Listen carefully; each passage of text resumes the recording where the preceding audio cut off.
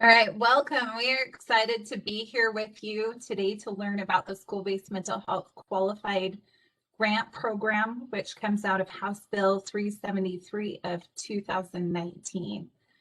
My name is Christy Walker. I'm Safe and Healthy Schools Coordinator at the Utah State Board of Education. And I am Ashley Lauer. I am Behavior Specialist with the Safe and Healthy Schools team at the Utah State Board of Education. And I am Shalise Oldroyd, an Executive Secretary for the Safe and Healthy Schools team at the Utah State Board of Education. Right. This webinar is specifically for any LEAs who are interested in applying for the School-Based Mental Health Qualified Grant Program for the first time in FY22. The purpose of this webinar is to go through the application step by step to give you guidance on how to fill out each question and to ensure you have the information you need to apply. If any questions arise as you are listening to this recording, please feel free to send an email to sbmhqualifiedgrant@schools.utah.gov. And that email you will find at the bottom of the first page of the application.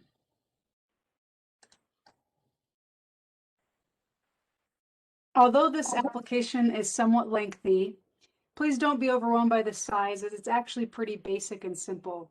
We made the font and the boxes for responses large so that it would be easy to access. But what we're asking you to provide is hopefully not too overwhelming.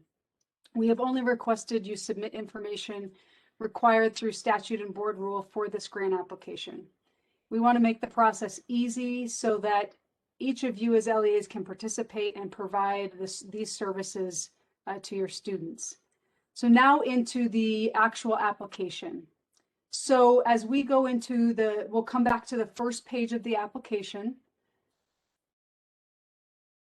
You'll see under the application title a small paragraph that outlines the purpose of this grant.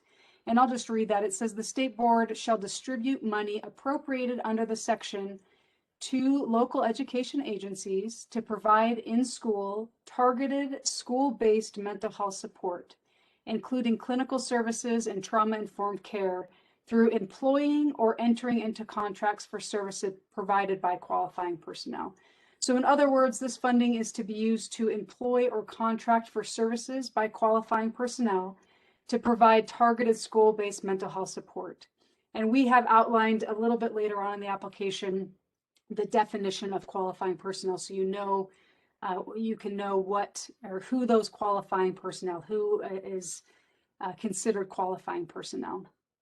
So you'll see on this first page as well that the application, the final due date is Friday, May 28th at 5 p.m. However, just above that, you'll see there is an interim feedback date. This interim feedback date is specifically for you as an LEA to submit your application to receive feedback prior to the final due date. So if there's questions that you have, you can receive feedback if you submit prior to that interim feedback date, which is March 12th, 2021 by 5 p.m. As stated, your completed application should be submitted as a digital link to your application to Shalise Oldroyd, and you'll see her email provided there as well. Following your submission via email, you'll receive a receipt notification from her. After reviewed your application, you will also receive another email with either feedback that we need you to update some information on the feedback, or an email that your application has been approved. So as we come down to page 2 of the application, you'll see here we have provided several supporting documents for you to use in applying for this grant, and also just gathering an understanding of the overall grant process, as well as the purpose of the grant. So the first link there is for frequently asked questions. That is just what it says. All the questions that we've received, we've tried to provide answers to, so that you'll have an understanding of who is considered qualifying personnel, how the grant funding can be used, and all of those sorts of questions. The second link is to state statute that created this grant. So that will provide you specific language as well on the parameters of the grant. And then coming down to the third link to USBE rule. This is the rule that specifically, again, outlines the parameters of the grant. The last two links are one for the program website. This will provide you links to everything that you need for this grant program. And then the last link is for, it's a resources folder. So it will provide you more information on the annual requirements for the grant contacts at USBE, so who you can ask different questions of, and just different information like that. The frequently asked questions document is also in that folder. So we've tried to provide several different options for you to get support for the grant. Also, you can always reach out to any of us who are supporting this grant at USBE to ask questions as well. So coming down, we have key definitions for this grant. These are just definitions that will help you to understand how to write goals, who you can hire or who you can contract with for services.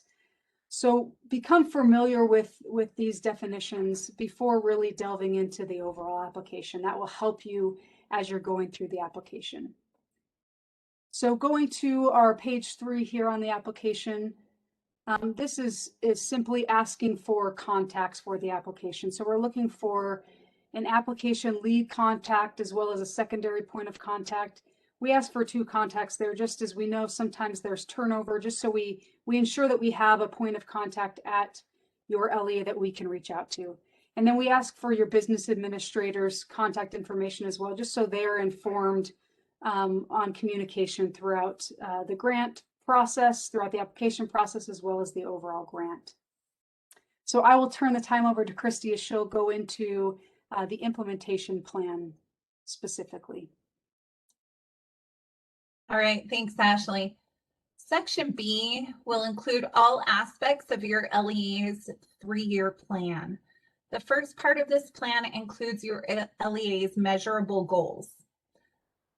So on this section, you can see under number 1, it says provide a 3-year plan for your LEA's measurable goals, metrics, and outcomes approved by your LEA's governing board on improving student engagement, school culture, student safety, and/or academic achievement. There are a couple of keys here. Number 1, your goals will need to be approved by your LEA's governing board. And then number 2, they should be focused on student outcomes. As you can see in the areas of its student engagement, school culture, student safety, and/or academic achievement.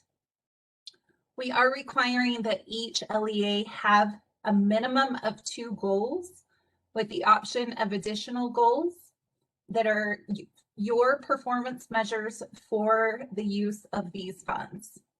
We have provided 3 examples here. They are very simple, but still salient goals as far as achieving improvement for student engagement, school culture, student safety, etc. Again, these are just examples. Your LEA will need to decide on the goals that will best meet your needs. On the next page is the start of the implementation plan, which includes 5 parts.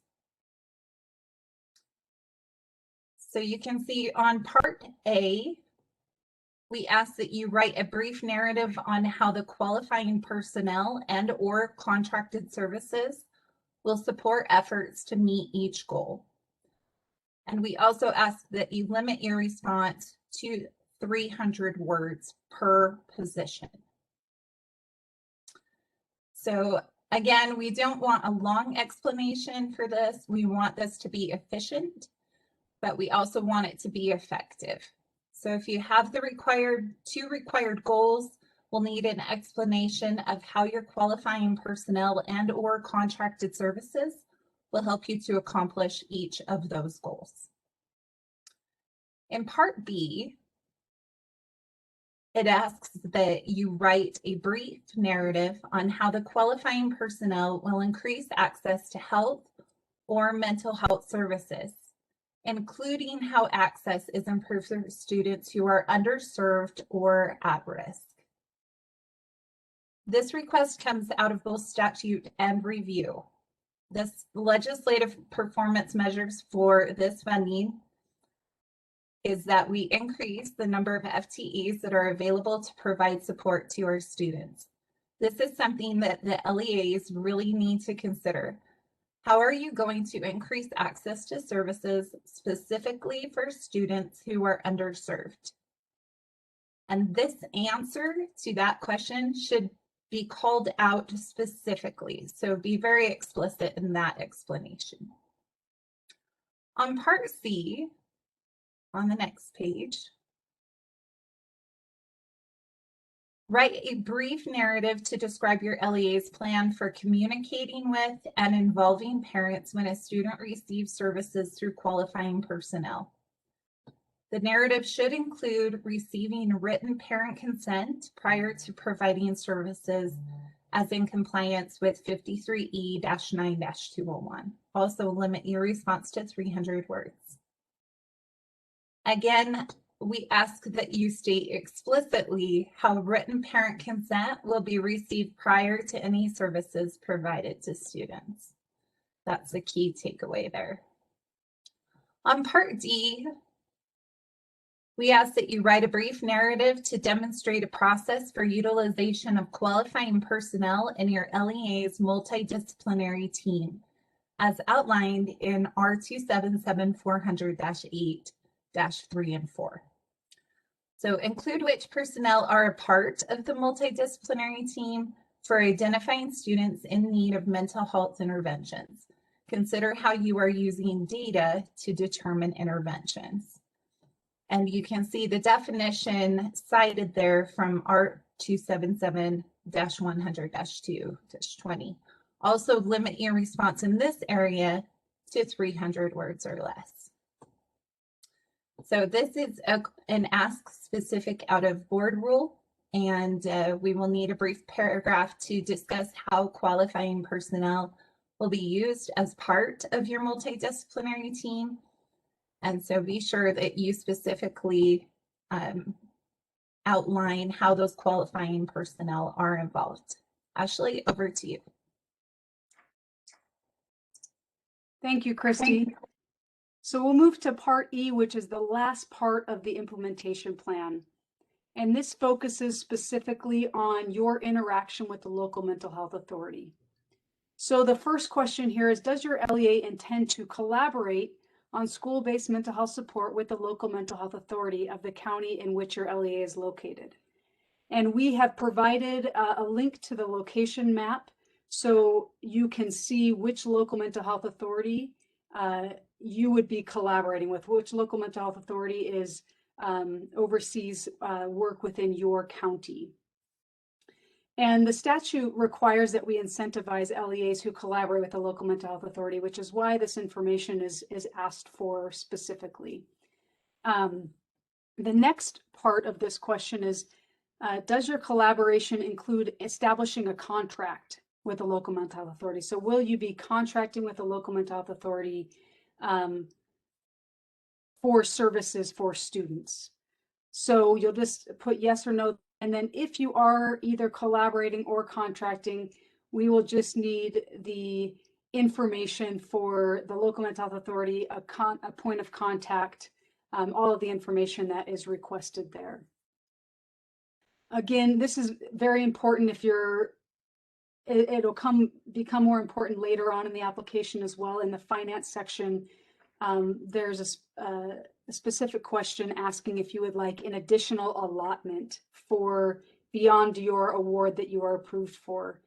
And in order to receive that additional allotment, there needs to be an intent to collaborate with the local mental health authority. So if you've provided an answer of yes for this first question on part E, then we'll be able to see that and then provide that additional allotment if it's available for this year.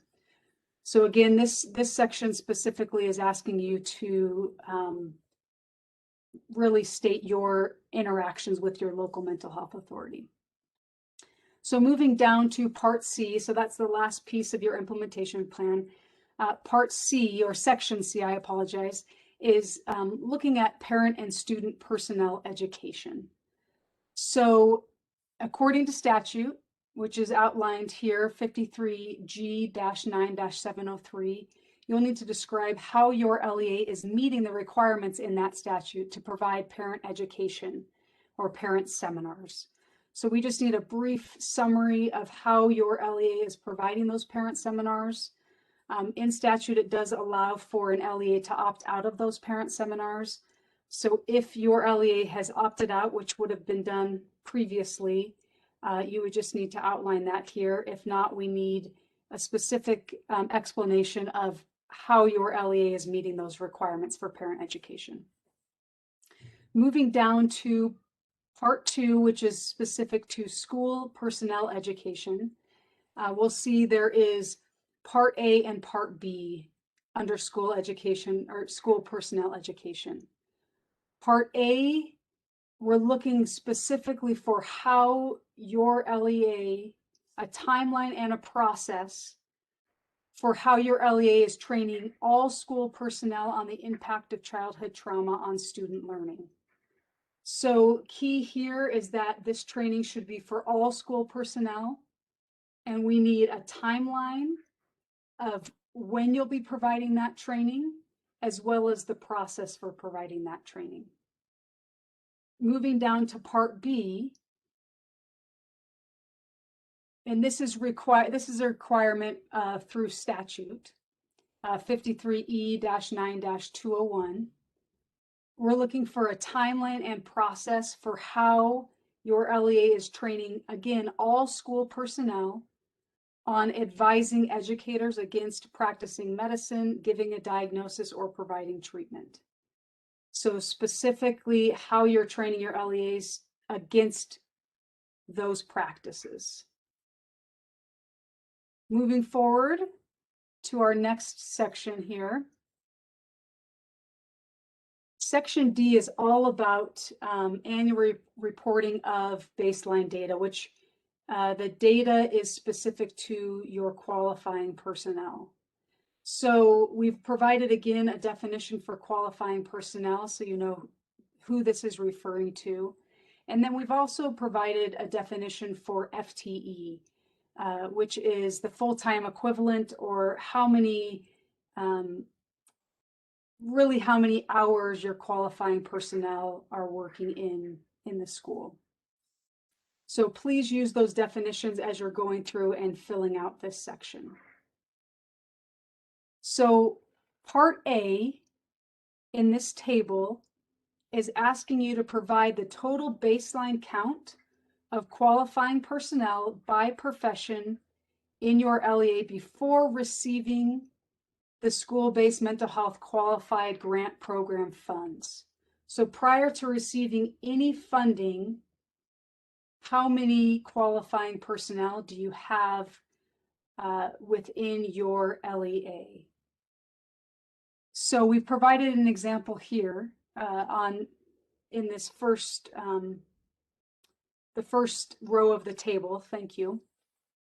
So we're looking for your current LEA employed FTE. So if you have 5 school counselors that are working full-time, you would have you'd put school counselor and then 5, because you have 5 full-time equivalent, so 5 full school counselors. If you have someone who is working part-time, so let's say you have a social worker who is working for half of the time that you have available for your full-time equivalent, you would put school counselor and then 0.5. So we're looking for how many LEA employed FTE do you have prior to receiving the grant funding. And the next row down, we're looking for the current number of contracted FTE by profession. So if you are contracting for a qualifying personnel, that should go in this row. So again, we're looking for baseline numbers prior to receiving the grant funding. Then if we go down to the next section of the table,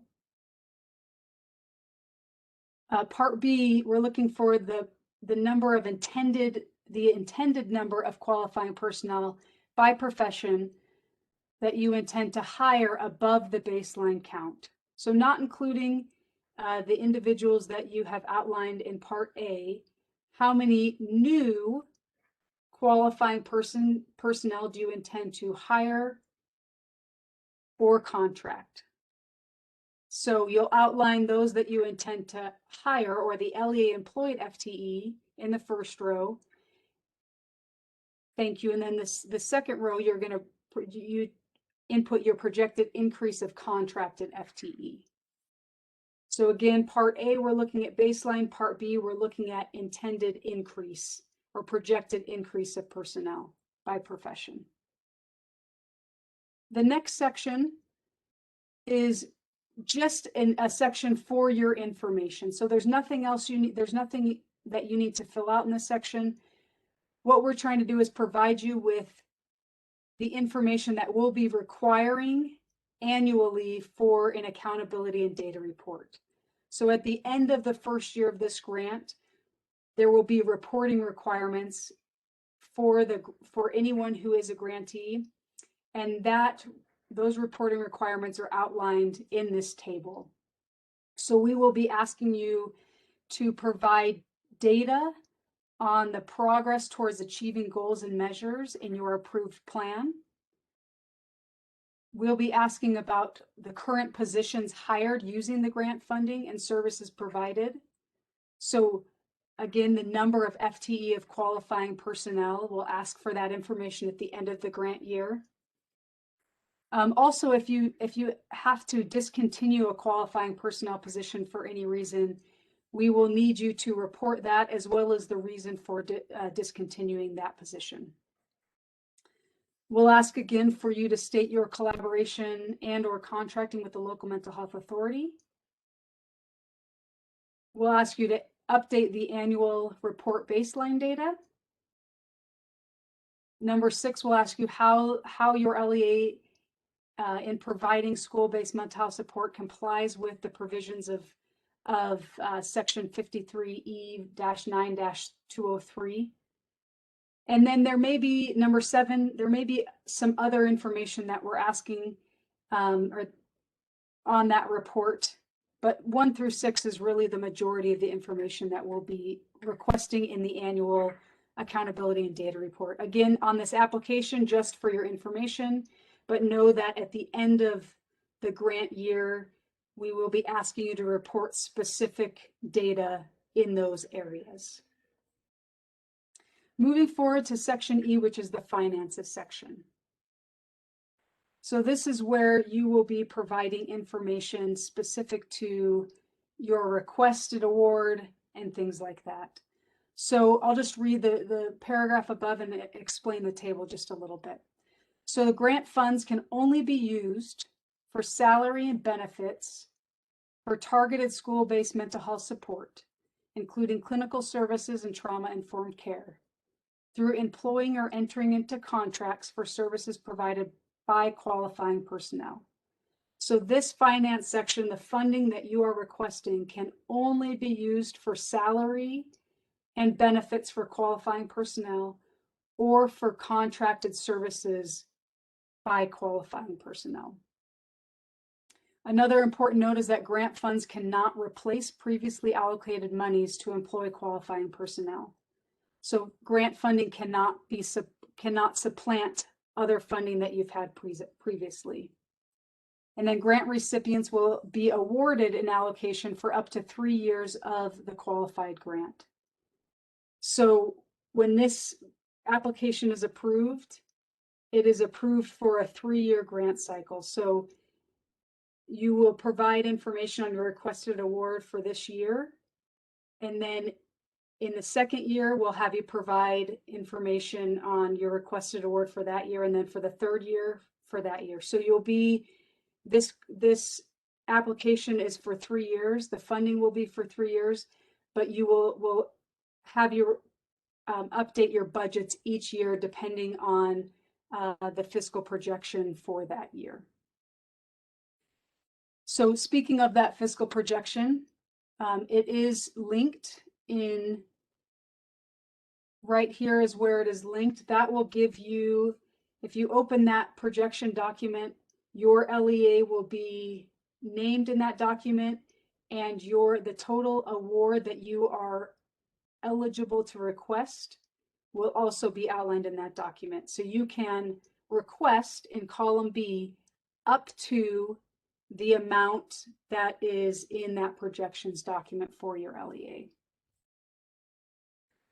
For years 2 and 3, we just wanted to outline the fact that you will have funding for those 2 years, but again, you will request that award amount next year at this time. So that the award amount will be requested yearly, but you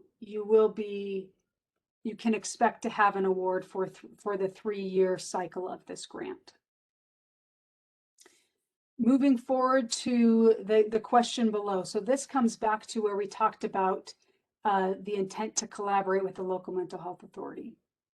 So after the award cycle, so after every LEA has an opportunity to apply for this grant, there could be additional funding that is available.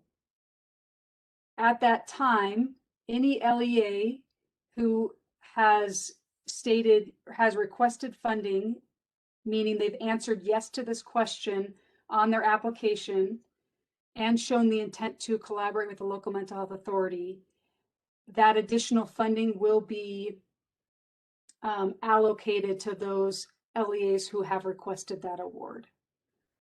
So it's important that if you are interested in an additional allocation, that you answer this question yes, and then describe how you would use that funding in collaboration with the local mental health authority. If you are not interested in that additional allocation, then you can answer no to this question. So that is our finance section. I will turn the time over to Shalise for the final page of our application, the assurances and signatures. Thank you, Ashley. So as you can see, section F is the last section of the application, and we simply need you to read the assurances and have the LEA program director, LEA business administrator, and superintendent or charter school director sign. And we do need official signatures, so please ensure that you read the instructions and follow them that are here provided on this page. Feel free to contact me.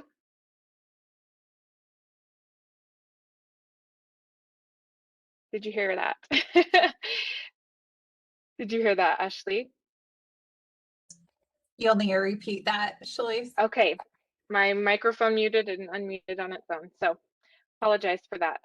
So we simply need you to read the assurances here in this final section and have the LEA program director, LEA business administrator, and the superintendent or charter school director sign.